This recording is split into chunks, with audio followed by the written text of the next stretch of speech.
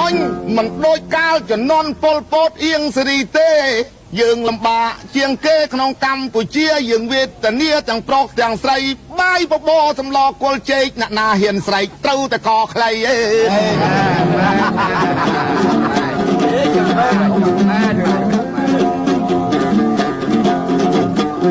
អ៊ំហើយអ៊ំមានថ្ងៃខ្លះបាយបបរលាយស្លឹកតគួនទៅមិនស្រួលខ្លួនបាញ់ឲ្យពេញព្រៃ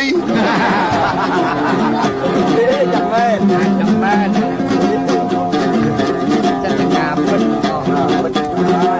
ឆ្នាំ 8 ខែ 20 ថ្ងៃអពតចង្រៃវ័យប្រជាជនអស់ជាង 3 លាននាក់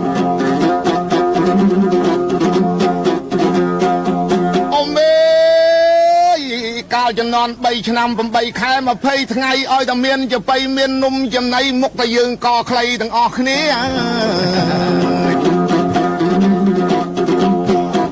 យើងរស់នៅក្នុងរបបវាវេទនាទាំងតាទាំងយាយយាយពីកុមារមិនដែលបានចូលទៅរៀនសាលាហើយគ្នាគ្មានអាវគ្នាគ្មានខោគេប្រោយគ្នាវាយក្តោឲ្យរាល់ថ្ងៃអេ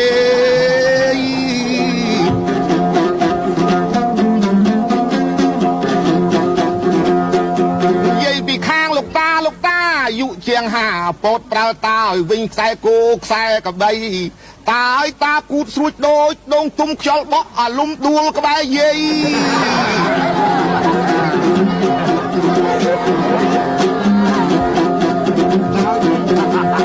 មើលភ្នែកតាឡើងខៀវថ្លាតដូចភ្នែកតកែនៅរនអាស័យ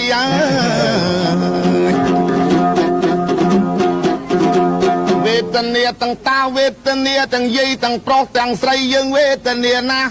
លំបាកទាំងក្មេងទាំងចាស់អេយើងគ្មានធ្វើបន់ជុំគ្មាននំគ្មានចំណៃឲ្យតែថ្ងៃយប់ក៏ដោយបញ្ជូនទៅបាត់ឲ្យទៅនៅតាមកងចល័តប្រពន្ធក៏មិនដែលបានជួបប្តីបញ្ជូនយើងទៅនៅតាមកងមួយខែ2ខែមិនដែលឲ្យមកផ្ទះម្ដងឲ្យយើងវ៉ាកងជាមួយស្រី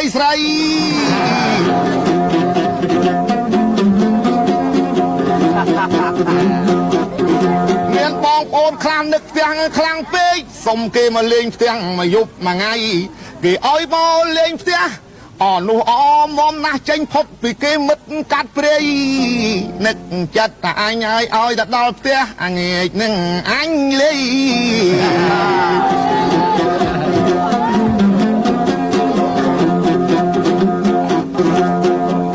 ប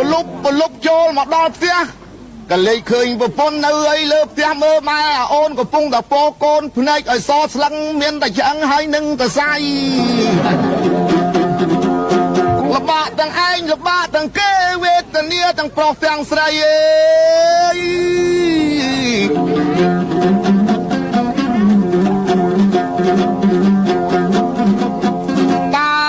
តា3 ឆ្នាំ 8 ខែ 20 ថ្ងៃអត់បាយទេមានតែបបរហើយមកវែកសទឹកលីងលងណៃចម្លមួយឆ្នាំងបងបលប្រងទឹកលីងលងគ្មានកងត្រី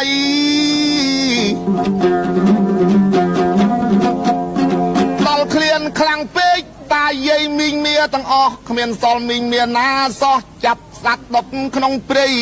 សត្វតូចសត្វធំចាប់ដប់ស៊ីធ្វើជាចំណៃកែបកាត់កែបអាយគោទៅហ៊ានលោតធ្លោត្រូវតែអាយុខ្លីហើយ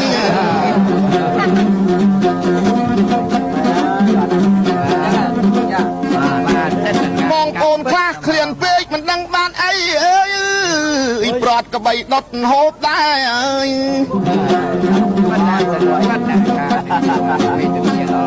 ហូបតាំងពីចិញ្ចក់តាំងពីតកែតាហ៊ានស្រែកឡែត្រូវតែយកខ្លី